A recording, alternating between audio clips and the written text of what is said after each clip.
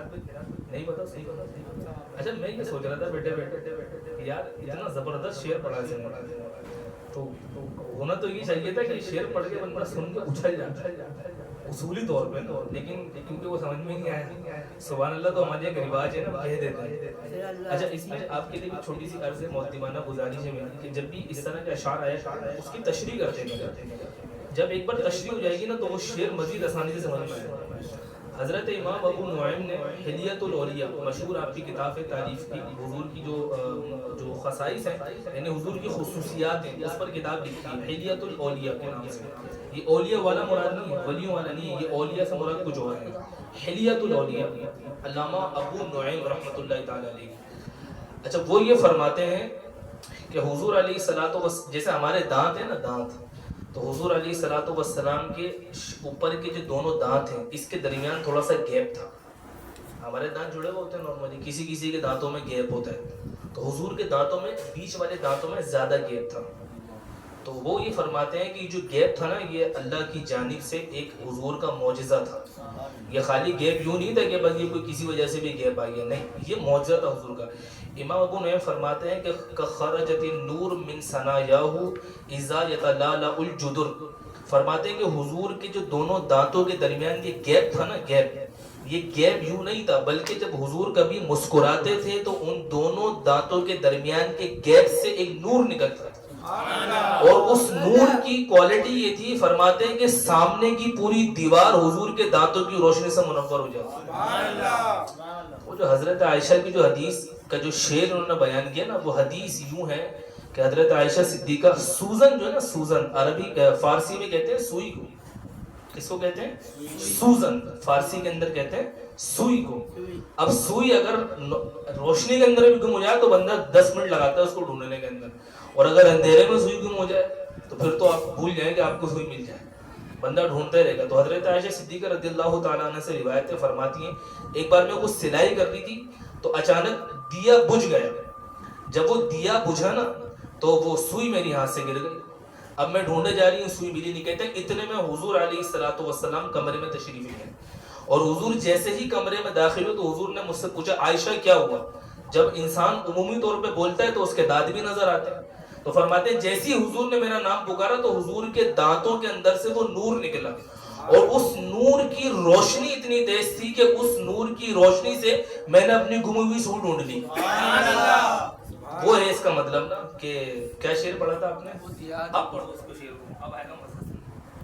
وہ دیا جو بجھ گیا تھا, وہ جو کھو گئی تھی سوزن, وہ دیا جو بجھ گیا تھا, وہ جو کھو گئی تھی سوزن, وہ جو کھو گئی تھی سوزن, ہوا اگر طرف اجالا جو حضور مسکرائے, ہوا اگر طرف اجالا جو حضور مسکرائے, ہوا اگر طرف اجالا. یہ مطلب تھا اصل میں اس کا. کبھی بھی اس طرح کا اشارہ پڑھا کریں نا تو پہلے اس کو تھوڑی سی وضاحت اس کی کر دیں, تو وہ آگے والا ویسے ہی خوش ہو جائے گا, تو سمجھنے بھی اس کے آئے گا جو شعر کا مفہوم ہے. تو میں نے وہیں سے نا موضوع اٹھا لیا کہ یار اس کو ایسا کرو, حضور کی جو سیرت مبارکہ کے جو حسن کے پہلو ہیں نا اسی کو بیان کر دیتے ہیں. قرآن مجید میں نے ارشاد فرمایا والضحیٰ, ضحیٰ عربی کے اندر کہتے ہیں چاشت کے وقت کو. چاشت کا وقت کب ہوتا ہے؟ فجر کی نماز کے تھوڑی دیر کے بعد, جب سورج کی خالی کرنیں زمین پر پہنچتی ہیں, سورج نہیں پہنچتا, سورج کی کرنیں پہنچ جاتی ہیں, موسم ٹھنڈا ہوتا ہے, نہ گرمی یعنی نہ سورج کی تپش محسوس ہوتی ہے آپ کو, نہ آپ کو ٹھنڈک زیادہ محسوس ہوتی ہے, بلکہ موسم بالکل معتدل ہوتا ہے جس میں آرام سے اپنے سارے کام. اس کو کہتے ہیں چاشت کا وقت, جب چاشت کی نماز پڑھی جاتی ہے. قرآن نے فرمایا والضحیٰ, اور چاشت کے وقت کی قسم. حضور سیدی اعلیٰ حضرت رضی اللہ تعالیٰ عنہ نے یہاں ترجمہ فرمایا, کہہ رہے ہیں یہاں مراد وہ والا چاشت نہیں ہے, بلکہ یہاں سے مراد حضور علیہ الصلوۃ والسلام کا چہرہ مبارک ہے, کہ اس میں حسن ایسا ہے کہ اگر کوئی دیکھے تو وہ دیکھ کر بور نہیں ہوتا. ایک یہ ہوتا ہے نا کہ بندہ اگر ایک ہی چیز کو بار بار دیکھتا رہے بار بار دیکھتا رہے تو اس میں کیا ہوتا ہے کہ انسان اس چیز کو دیکھ کر بور ہو جاتا ہے. اچھا حسن کی بیسیکلی نا دو قسمیں, ایک ہے حسن صباحت اور ایک ہے حسن ملاحت. حسن صبیح اور حسن ملیح. صبیح جو ہے نا یہ حضرت یوسف علیہ السلام کو حاصل تھا حسن جو تھا. حسن صبیح ایسا حسن ہے کہ جب نظر پڑے تو وہاں پر ٹھہر نہ سکے. جب یوسف علیہ السلام کو دیکھتا تھا نا تو اتنے حسین و جمیل تھے کہ آپ کو دیکھ کر نا انسان کی آنکھیں جو نا وہ چندیا جاتی تھی, انسان دیکھ نہیں پاتا تھا حضرت یوسف علیہ السلام کو. ایسا حسن تھا حسن صباحت, یعنی جب کسی کی نظر پڑے تو وہاں پر جم نہ سکے. اور حسن ملیح ایسے حسن کو کہتے ہیں کہ جب نظر پڑے تو وہاں سے ہٹ نہ سکے. یہ تھا حضور علیہ السلام کا حسن. جب کوئی حضور کو دیکھتا تو پتھر کو دیکھتا رہ جاتا, اس کی نظریں وہاں سے ہٹتی نہیں حضور تھے. جب کبھی کوئی حضور کو دیکھتا تو وہ پوری سیرت کے سارے پہلو حضور کے حسن کے الگ الگ کتابوں کے اندر آپ پڑھتے ہیں. شمائل ترمذی, امام ترمذی نے پورا باب باندھ کے پوری الگ سے کتاب نقل کر دی. ترمذی شریف کے اندر پورا باب باندھا اس کے اوپر شمائل ترمذی کے نام سے. حلیہ کے اندر یہ جو میں نے آپ کو ابو نعیم کا جو حوالہ پیش کیا یہ پوری کتاب لکھی ہوئی ہے. الشفا بتعریف حقوق المصطفیٰ صلی اللہ علیہ وسلم, امام قاضی عیاض مالکی کی مشہور زمانہ کتاب ہے. بلکہ بزرگان دین نے اس کتاب کے بارے میں لکھا ہے کہ اگر یہ کتاب جس گھر کے اندر ہو نا وہاں پر اللہ کے فرشتے اس کتاب کی زیارت کرنے کے لیے آتے ہیں. ایسی کتاب ہے الشفا بتعریف حقوق المصطفیٰ, عربی میں اردو ترجمہ اس کا مل جاتا ہے. اس میں خالی حضور کی سیرت ہے بس, اور حضور کا حسن و جمال ہے کہ حضور کا حسن کیسا تھا, حضور کا حسن کیسا تھا, حضور دکھنے میں کیسے تھے, حضور آتے تھے تو کیسے تھے, حضور جاتے تھے تو کیسے تھے. یہ سارا حضور کا حسن بیان کیا. تو والضحیٰ یعنی ایسا چہرہ حضور کا کہ جب بندہ دیکھے تو وہ آپ کے چہرہ مبارک کو دیکھتا جائے. حضرت جابر بن عبداللہ رضی اللہ تعالیٰ عنہ سے روایت ہے, وہ فرماتے ہیں کہ ایک مرتبہ چاندنی رات تھی, یعنی 14ویں رات کا چاند جو ہے پوری آب و تاب کے ساتھ آسمان پہ چمک رہا تھا. فرماتے ہیں حضور نے سرخ دھاری دار جبہ جو ہے نا وہ پہنا ہوا تھا, سفید جبہ تھا, اس پہ سرخ سرخ دھاریاں پڑی ہوئی تھی.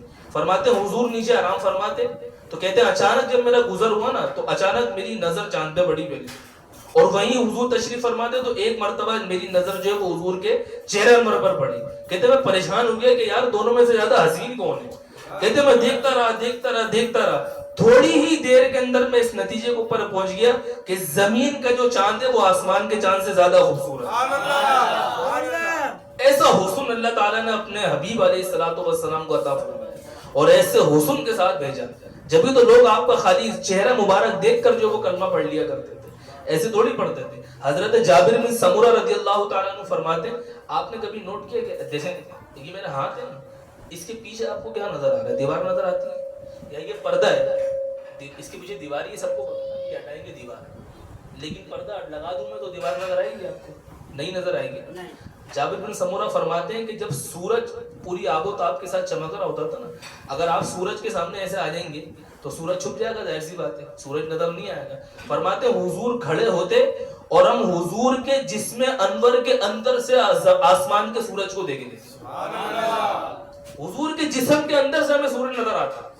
فرماتے ہیں لگتا ایسا تھا کہ سورج جو نا وہ آسمان پر نہیں ہے بلکہ یہ حضور کے جسم مبارک کے اندر تیر رہا ہے. ایسا لگتا تھا, حضور کا ایسا حسن تھا. ورنہ عمومی طور پہ انسان کے جسم کے آر پر کیسے نظر آئے گا, انسان آ ہی نہیں سکتا. شیشہ ہو گیا تو پھر اگر شیشہ ہوگا تو انسان کسی چیز کے بھی آر پار دے سکتا ہے. وہ فرماتے ہیں ہم سورج کو حضور کے جسم کے اندر سے دیکھتے تھے. ایسا حسن اللہ تعالیٰ نے اپنے حبیب کو عطا فرمایا تھا. مشہور آپ ساری روایتیں سنتے رہتے ہیں اس طرح کی. حضرت حبیب یمنی کی جو مشہور حدیث ہے جس کو بڑے بڑے علماء نے نقل کیا, امام بخاری نے بھی اس روایت کو بیان فرمایا. یہ جو ابو جہل تھا نا, اب مسئلہ یہ تھا کہ حضور علیہ السلام کو یہ ہمیشہ جو کو شہید کرنے کے اس میں چکر میں لگے کسی طرح شہید کرنے, لیکن ہر دفعہ بیچارے ناکام ہو جاتے تھے کیونکہ حضور کو اللہ تعالیٰ نے اپنی پناہ میں واللہ یعصمک من الناس, اے حبیب ہم آپ کو ہر طریقے سے بچا لیں گے, آپ پریشان نہ ہو, اپنا کام جاری رکھیں. تو وہ یہ جانتے تھے بات. انہوں نے کیا کیا, ایک حبیب یمنی نام کا بندہ تھا, انہوں نے اس کو یمن سے ہائر کیا جس کو آپ ٹارگٹ کلر بولتے ہیں, اس کو یمن سے بلایا. اچھا وہ یہ ابو جہل کا دوست تھا, اس کو بلوا لیا انہوں نے بولا بھائی یہ کام ہے. وہ بیچارہ وہاں سے اس نے گھوڑا ووڑا اپنا لیا اور یہاں آ گیا مدینے کے اندر, مکہ المکرمہ معذرت. اس وقت حضور نے ہجرت نہیں فرمائی تھی, تو وہ آ گیا جب آ گیا تو ابو جہل نے کہا بھائی ایک کام ہے، مسئلہ یہ کہ ایک بندے کو قتل کرنا ہے. اس نے کہا ٹھیک ہے ہو جائے گا کام، اتنے پیسوں کی بس ساری بات ہو گئی. اب اس نے بولا وہ بندہ دکھاؤ. اس نے کہا جی میں آپ کو بندہ دکھاتا ہوں. تو وہ لے کر گیا غار ہیرا پر. وہاں سے اس نے کھڑے ہو کے کہا وہ دیکھو سامنے جو بندہ طواف کر رہا ہے نا، حضور اس وقت کعبۃ اللہ کا طواف فرما رہے تھے اور آپ کے کندھے مبارک پر آپ کی کالے کلر کی جو کالی کملی ہوتی تھی وہ آپ کے کندھے مبارک پر ڈلی ہوئی تھی. اس نے کہا وہ سامنے جو بندہ طواف کعبہ کر رہا ہے نا یہی بندہ ہے، اس کو قتل کر رہا ہے. اس نے کہا ٹھیک ہے ہو جائے گا کام. اب جب وہ جانے لگا نا حبیب یمنی، تو ابو جہل نے جو ہے نا 2 روئی کے گولے بنا کے اس کے کانوں میں ٹھوس دی. اس نے بولا بھائی یہ ٹھوسنے کی وجہ کیا، کان کے اندر اس کو لگانے کی وجہ کیا؟ کہا نا مسئلہ یہ نہیں، مسئلہ یہ کہ ان کی آواز نہیں سننا. اس نے کہا کیوں؟ اس نے بولا جو ان کی آواز سنتا وہ کلمہ پڑھ کے مسلمان ہو جائے. یار یہ عجیب آدمی ہے، یہ کیا بات ہوگی؟ بولا ہاں یہ بات یہی ہے، اگر آواز سن لی تو مسلمان ہو جاؤ گے، آواز نہیں سننی. اچھا بھائی. اس نے کہا اچھا دوسری بات، اس نے بولا یہ اگر تمہاری طرف متوجہ ہو جائے تو ان کا چہرہ بھی مت دیکھنا. اس نے کہا یہ کیا بات؟ اس نے بولا ہاں جو چہرہ دیکھتا وہ بھی مسلمان ہو جاتا ہے. وہ پھر پر اس نے بولا یار یہ کیا عجیب بات ہے، آواز سنو تو بندے کا ایمان تبدیل، چہرہ دیکھ لو تو بندے کا ایمان تبدیل، تو پھر مسئلہ کیا؟ اس نے بولا نہیں قتل اسی طریقے سے کرتا ہے.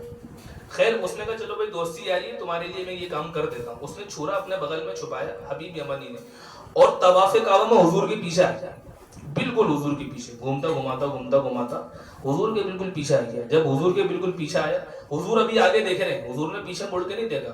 حدیث شریف میں آتا ہے حضور نے فرمایا میرے رب نے مجھے 4 آنکھیں عطا فرمائی ہیں. 2 آنکھیں وہ ہیں جن سے میں عمومی طور پہ سامنے دیکھتا ہوں، اور 2 آنکھیں وہ ہیں جو میرے رب نے مجھے سر کے پیچھے عطا فرمائی ہیں جس سے مجھے پیچھے کا بھی نظر آتا ہے. حضور طواف کعبہ فرما رہے. حضور نے پوچھا حبیب کیا حال ہے؟ یہ تو سٹ پٹائی گیا. اس نے بولے یہ کیا، یہ نام کیسے جانتے ہیں؟ کیونکہ وہ یمن سے آئے پہلی مرتبہ تھا، دوست ابو جہل کا تھا، ملاقات پہلی مرتبہ، ابھی تو ملاقات کا سلسلہ ہی نہیں بنا. تو وہ حضور نے فرمایا حبیب کیسے آنا ہوا؟ کہا نہیں میرا نام تو حبیب ہے ہی نہیں. وہ مکر گیا فوراً سے. انہوں نے نہیں نام تو تمہارا، حضور ابھی پیچھے نہیں دیکھ رہے، حضور آگے چلتے جا رہے ہیں اور یہ حضور کے پیچھے پیچھے گھومتا جا رہا ہے. حضور نے بولا ابو جہل سے تمہاری ملاقات نہیں ہوئی غار ہیرا کے اندر؟ نہیں حضور میری ملاقات نہیں ہوئی. اچھا پھر یہ جو چھرا تو اپنے بغل میں چھپا کے لایا اس کا کیا کرے گا؟ اب جیسے اس نے یہ کہا نا، اور حضور نے اپنا چہرہ مبارک جو ہے اس کی طرف گھمایا، اور جیسے اس نے حضور کا چہرہ دیکھا نا بس اس کا چھرا جو تھا وہ اس کے بغل سے نیچے گرا اور یہ حضور کے قدموں کے اندر گرا. وہی قدموں کے اندر گرا، وہی کلمہ پڑھ کر دائرہ اسلام میں داخل ہو گیا. پہلے خالی حبیب یمنی تھا، اب حبیب یمنی رضی اللہ تعالیٰ عنہ ہو گئے، صحابی رسول ہو گئے. اچھا بات یہاں ختم نہیں ہوئی، یہاں حضور نے کلمہ پڑھا کر مسلمان. اچھا جب یہ یمن سے نکلا تھا نا، اس کی ایک بیٹی تھی جو پیدائشی طور پر جو ہے نا وہ اپاہج تھی، یعنی دونوں ہاتھ کام نہیں کرتے تھے، دونوں پاؤں کام نہیں کرتے تھے، زبان یعنی گونگی بھی تھی اور اندھی بھی تھی، اور سماعت بھی اس کی کام نہیں کرتی تھی. جو اس کی لڑکی تھی بڑی جوان لڑکی تھی. تو جب حبیب یمنی جب آیا تو اس نے باہر سے دروازہ اپنا لاک کر دیا تاکہ کوئی اندر داخل نہ ہو، کیونکہ بچی تو معذور ہے. اب جب یہ کلمہ پڑھ کر مسلمان ہو گئے، صحابی رسول بن گئے، جب یہ واپس یمن اپنے گھر کی طرف گئے تو جب دیکھا تو باہر سے وہ تالا والا جو تھا وہ ٹوٹا ہوا تھا. دروازے پہ دستک دی تو ایک لڑکی آئی اور اس نے آ کے دروازہ کھولا. جب دروازہ کھولا تو حبیب یمنی کہتا میں نے دیکھا تو وہ میری اپنی بچی تھی جو بستر سے اٹھ نہیں پاتی تھی. وہ چل کر آ کر دروازہ کھول لیا اور وہ سلام بھی کر لیا، السلام علیکم ابا کیا حال ہے، سب خیریت ہے. وہ جو بولتی نہیں تھی بولنے بھی لگ گئی، جو دیکھتی نہیں تھی وہ دیکھنے بھی لگ گئی. بولے یہ کیا ہو گیا؟ اس نے بولا مسئلہ یہ کہ کل رات کو جو ہے نا دروازے پہ کسی نے دستک دی. جب دروازے میں کسی نے دستک دی تو میں نے دروازہ کھولنے کی کوشش کی لیکن میرے قدم اٹھے ہی نہیں وہاں پر. لیکن پھر پتہ نہیں کیا ہوا کہ مجھے لگا جیسے میں چل سکتی ہوں.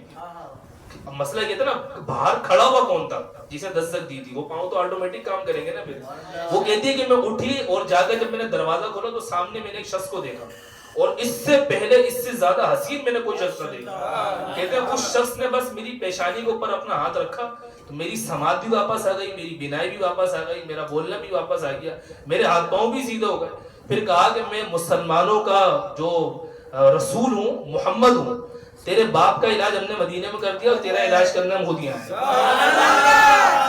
اب آپ اس سے اندازہ کریں حضور خالی جو ہے نا وہ روحانی امراض کا علاج نہیں کرتے بلکہ جسمانی امراض کا بھی علاج کرتے. ایمان کی حالت میں لوٹانا نا یہ روحانی مسئلہ تھا، اور اس کے ہاتھ پاؤں اور اس کی بول چال اور سماعت کو واپس کر دینا یہ جسمانی مسئلہ تھا. تو حضور روحانی امراض بھی دور کرتے ہیں اور جسمانی امراض بھی دور کرتے ہیں. یہ ہمارے نبی کی شان ہے. یہ خالی ایسا نہیں کہ کوئی آیا اور یوں ہو گیا اور یوں ہو گیا یوں ہو گیا ہمارے جیسے تو تمہارے جیسے. ایسا نہیں ہے بھائی, وہ کسی کی طرح نہیں تھے. کائنات کے اندر ان جیسا کوئی ہے ہی نہیں. یہاں بات ہی ختم ہو جاتی ہے. وہ حضرت حسان بن ثابت کے شعر کیا ہے؟ وَأَحْسَنُ مِنْكَ لَمْ تَرَ قَطُّ عَيْنِي. اے حبیب, میں نے آپ سے زیادہ حسین جو ہے نا میری آنکھ نے آج تک دیکھا ہی نہیں. دیکھا ہی نہیں. اب یہاں اعتراض پیدا ہو جاتا ہے نا, ہو سکتا ہے کہ حسان بن ثابت کی آنکھ نے نہ دیکھا ہو, کسی اور نے دیکھ لیا. بھائی اگر میں یہ بولوں کہ یار میں نے یہ چیز دیکھی ہے, آپ میں سے زیادہ حسین, آپ بولے یار ہو سکتا ہے کہ کسی اور نے دیکھی ہو, یا آپ نے بھی علاقہ نہ گھوما ہو, اس سے زیادہ حسین و جمیل کوئی چیز ہے. اعتراض تو بنتا ہے نا اس میں. وَأَحْسَنُ مِنْكَ لَمْ تَرَ قَطُّ عَيْنِي, کہ یا رسول اللہ صلی اللہ علیہ وسلم میں نے آپ سے زیادہ حسین جو ہے وہ کسی کو دیکھا ہی نہیں ہے. اب یہاں جیسے اعتراض پیدا ہوا آپ نے فوراً اگلے اس کے اندر جواب دے دیا. فرمایا وَأَجْمَلُ مِنْكَ لَمْ تَلِدِ النِّسَاء, تم دیکھو گے کہاں سے, حضور کے جیسا کسی ماں نے آج تک پیدا ہی نہیں کیا. سبحان اللہ. آدھی خط یعنی پہلے آپ نے ایک جملہ ارشاد فرمایا, پھر اسی اعتراض کا جواب ہی اگلے جملے میں آپ نے ارشاد فرما دیا وَأَجْمَلُ مِنْكَ لَمْ تَلِدِ النِّسَاء. حضور آپ جیسا جمیل کسی ماں نے آج تک جنا ہی نہیں. تو بندہ دیکھے گا کیسے؟ خُلِقْتَ مُبَرَّأً مِنْ كُلِّ عَيْبٍ, اللہ نے ہر عیب سے آپ کو پاک پیدا فرمایا. ہر ایک سے کوئی ایسی چیز نہیں ہے, کوئی ایسا مطلب ذرا سا جس کو ذرہ بھی عیب کہتے ہیں نا, وہ بھی حضور کی ذات کے اندر موجود نہیں ہے. ہم کپڑے پہنتے ہیں نا, کپڑے آپ نے کبھی نوٹ کیا ہوگا, آپ سفید کپڑے پہنے نا تو کہ آپ کا کالر میلا ہو جاتا ہے, ایک دن کے اندر ہی میلا ہو جاتا ہے. اگر آپ ہلکے کپڑے پہنے جیسے ہاف وائٹ ہو گیا یا وائٹ سوٹ ہو گیا, کالر سب سے پہلے آپ کا گدی میں سب سے زیادہ پسینہ آتا ہے بالوں کے ذریعے, باقی جسم پہ تو آتا ہے, سب سے زیادہ کالر آپ کا میلا ہوتا ہے نا. حضرت عائشہ فرماتی ہے حضور خالی سفید لباس پہنا کرتے تھے, ساری زندگی میں نے حضور کا کپڑا دھوئے, کبھی آج تک مجھے حضور کا کالر میلا نہیں ملا. کبھی میلا نہیں ملا حضور کا کالر, کبھی میلا نہیں ملا. اتنا لطیف اللہ تعالیٰ نے اپنے نبی کو بنایا تھا. کبھی ساری زندگی مکھی حضور کے جسم پہ نہیں بیٹھی. اب مکھی کی کیا حیثیت ہے آپ مجھے بتائیں. اچھا مکھی کی کوالٹی یہ ہوتی ہے, مکھی بیٹھتی گند پر ہے. ہم نے کہا نا مکھی ہمیشہ کہاں بیٹھتی ہے, گند پر بیٹھتی ہے. یا تو جہاں پر زخم ہوگا وہاں بیٹھے گی, یا گند پر بیٹھے گی. تو حضور کا جسم مبارک ایسا تھا کہ وہاں پر بیٹھنے کی گنجائش ہی نہیں ملتی تھی. حضرت جو آپ کی ام ہانی رضی اللہ تعالیٰ عنہ, جو آپ کی پھپھو ہے حضور کی, جہاں سے ایک روایت کے مطابق حضور کو معراج ہوئی تھی, وہ فرماتی ہیں حضور جب میرے گھر تشریف لائے تو حضور کو پسینہ بہت نکلتا تھا. یہ حضور کی خصوصیت تھی کہ آپ کو جو نا وہ نبوت کا بوجھ ہوتا ہے نا, تو انسان کو عمومی طور پہ پسینہ زیادہ آتا ہے.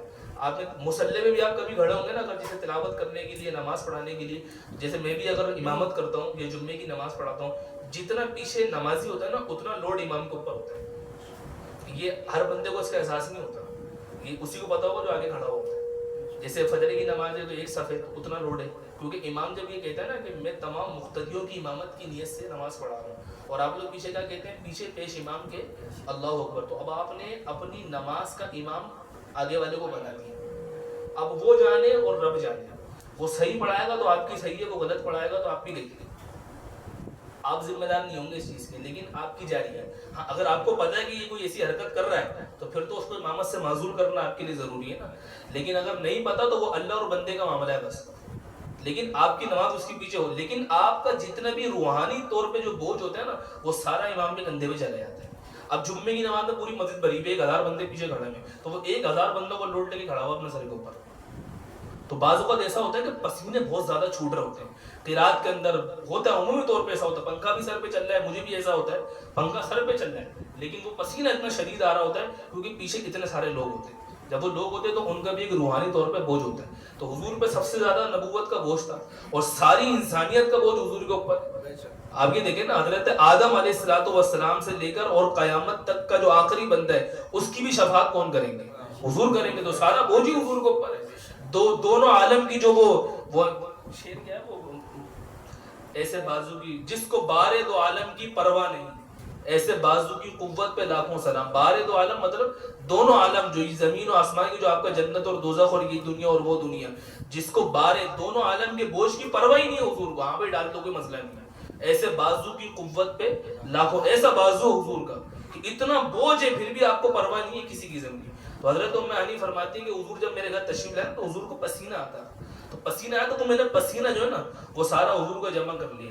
فرماتی ہے جب کسی کی شادی ہوتی تھی نا, شادی, تو میں وہ پسینہ جو تھا نا حضور کا وہ تھوڑا سا نکال کے کسی دلہن کو گفٹ کر دیتی تھی, اس کو پھر خوشبو لگانے کی ضرورت ہی نہیں پڑتی. ایسا پسینہ تھا حضور کا. پسینہ ایسی چیز ہے عمومی طور پہ اس سے ہم کراہت محسوس کرتے ہیں. اگر کسی بندے کو نماز کے اندر بھی آپ کو پتا نا مکروہ ہے, اگر کسی بندے کو زیادہ پسینہ آتا ہو تو اس کو چاہیے وہ مسجد میں ادھر لگا کر آئے, اور اگر پسینے کی حالت میں زیادہ مسجد کے اندر آئے گا تو اس کو صف کے درمیان میں کھڑا ہونا مکروہ ہے. یہ شرعی مسئلہ ہے. اگر کسی بندے کو بعض اوقات ایسا ہوتا ہے نا کہ بغل میں پسینہ آپ کے آیا تو آپ کو اس میں زیادہ پسینہ آ کے کچھ لوگوں کے پسینے میں بدبو زیادہ ہوتی ہے, تو ایسا شخص جو ہے نا امام اعظم ابو حنیفہ کے نزدیک اس کو صف کے اندر آنا جائز نہیں. ایسے شخص صف کے اندر داخل نہ ہو, اس کو چاہیے وہ ادھر لگائے یا نہائے, صاف ستھرے کپڑے پہنے, اس کے بعد آ کر صف میں شامل, کیونکہ ایسا نہ ہو کہ اس کی بدبو کے سبب برابر والے کو اذیت پہنچے یا برابر والا کراہیت محسوس کرے. تو پسینہ تو یار ایسی چیز ہے کہ انسان کو کراہیت آتی ہے. وہ فرماتے ہیں حضور کا پسینہ میں دلہن کو اتر کے طور پہ بیٹھتی ہے. کتنی بڑی شان ہے, تو ہمارے جیسے کیسے ہوگا, سوچنے کی بات ہے کہ نہیں ہے. تو یہ حضور کے وہ سارے حسین پہلو ہیں جو آپ کے حسن سے متعلق رہتے ہیں.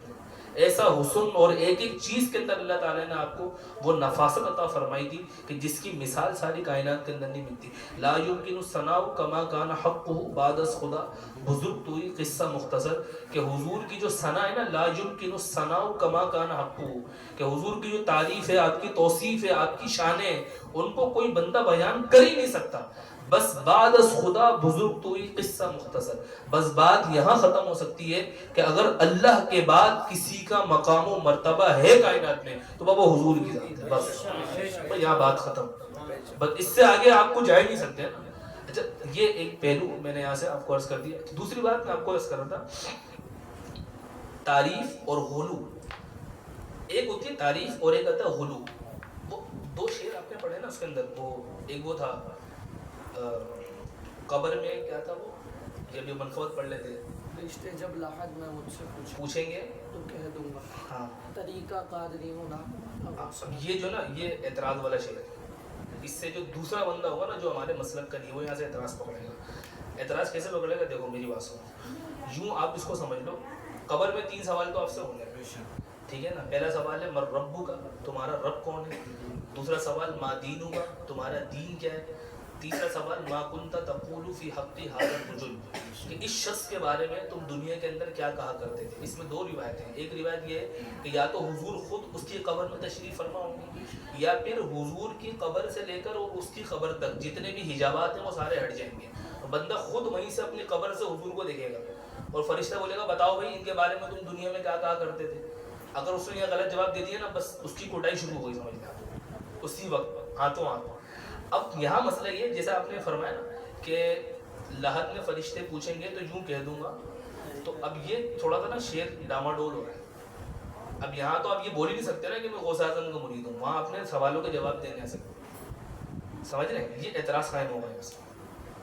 یہ ہو گیا غلو, یہ تعریف نہیں ہوئی, یہ غلو ہوگی. دیکھیں اس کو سمجھیے گا. اب مثال کے طور پر وہ حضور غوث اعظم کے دھوبی کا ایک واقعہ بڑا مشہور ہوتا ہے کہ وہ حضور غوث اعظم کا دھوبی تھا, وہ قبر کے اندر گیا, فرشتوں نے اس سے پوچھا ہاں بھائی کون ہے تو, جواب دے. وہ بول رہا ہے میں غوث اعظم کا دھوبی ہوں.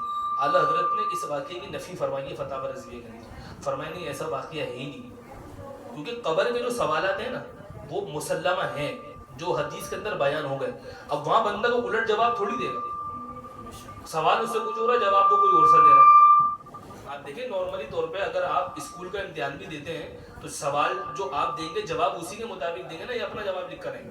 تو قبر کا جو مسئلہ ہے نا اس میں اب یہ جواب نہیں, کہ شعر جو ہے نا اعتراض والا شعر, یہاں بندہ یہ بول ہی نہیں سکتا کہ حضور غوث اعظم کا مرید ہوں. یہاں اس کو پہلے جواب دینا پڑے گا قبر کے امتحانات کا, قبر کے سوالوں کا, اس کے بعد وہ کامیاب ہوگا. وہ ایک الگ مسئلہ ہے, وہ جو طریقت کے اندر جو سارا سلسلہ یہ ہو گیا.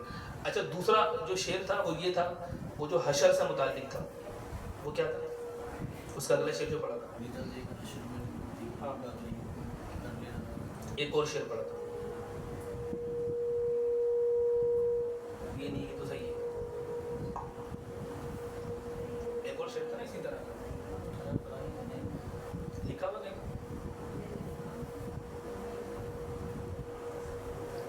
مطلب یہ تھا تو مطلب فرشتے حشر کے درمیان کچھ, ہاں تو وہ اس کے اندر کچھ ایسا تاثر آ رہا تھا, فرشتوں روکتے کیوں ہوں جنت میں جانے سے, دیکھو ہاتھ میں دامن ہے کس کا, غوث اعظم کا. اصل میں اب یہ بھی تھوڑا سا اعتراض والا ہے. اب اس میں دیکھو مسئلہ یہ ہے کہ جنت جو ہے نا, جنت یہ حضور علیہ الصلوۃ والسلام کی شفاعت کے بعد ہی ہوگی پہلی بات میں, اور یہ جو وقت ہے نا یہ ہوگا نفسی نفسی کا ہوگا. حضور نے کیا فرمایا؟ وہ ہے نا کہ کہیں گے اور نبی اذهبوا الی غیری، میرے حضور کے لب پر انا لہا ہوگا۔ اب مسئلہ یہاں پر یہ دیکھیں، یہاں مسئلہ یہ آتا ہے کہ نبی بھی جو ہے نا اس وقت وہ اپنی اپنی نفس کی جو ہے نا پرواہ کر رہا ہے۔ نبی، میں کسی ولی کی بات نہیں کر رہا، تو جب نبی اپنے اپنے جانوں کی پرواہ کر رہے ہوں گے تو پھر اس وقت ولی کو ہم کیسے بڑھا سکتے ہیں؟ یہاں جواب سمجھ میں نہیں آ رہی نا یہ بات۔ مطلب حضرت ابراہیم کے پاس لوگ جائیں گے، اب ابراہیم بولیں گے بھائی میرے پاس نہیں آؤ، کسی اور کے پاس جاؤ۔ حضرت آدم کے پاس لوگ جائیں گے، وہ آدم علیہ السلام بولیں گے نہیں میرے پاس نہیں آؤ، کسی اور کے پاس۔ حضرت موسیٰ جیسے جلیل القدر نبی جو اللہ تعالیٰ کو ڈائریکٹ دیکھنے والے، ان کے پاس امتی جائیں گے، وہ بولیں گے نہیں بھی میرے پاس نہیں آؤ۔ یعنی اتنا نفس نفسی کا عالم ہوگا۔ اللہ تعالیٰ جو ہے نا وہ اپنی قہاریت، اپنی جباریت کے اوپر ہوگا۔ ہر بندہ جو ہے نا وہ اپنے پسینے میں ڈوب رہا ہوگا۔ تو اس وقت ہم یہ کیسے بول سکتے ہیں کہ میں غوث اعظم کے صدقے میں وہاں چلے جاؤں؟ یہ جملہ بنتا نہیں ہے اصل میں یہاں پہ نا۔ یہاں پر بھی وہی ہوگا حضور کی شفاعت، یہاں پر حضور کی شفاعت کی مراد بات ہوگی۔ وہ جو مولانا حسن رضا خان صاحب کے شعر ہے نا اس کے اوپر، وہ اس کے اوپر شادی گائیں گے یہاں پہ۔ جو مولانا حسن رضا خان صاحب نے جو استاد زمن نے وہ جو اشعار لکھے، پورا جو جنت کا اور حشر کا جو آپ نے جو پورا نقشہ کھینچا ہے وہ اس کے اندر، وہ اشعار یہاں پہ چلیں گے۔ وہ میں ان کے در کا بھکاری ہوں فضل مولا سے، حسن فقیر کا جنت میں کس طرح ہوگا۔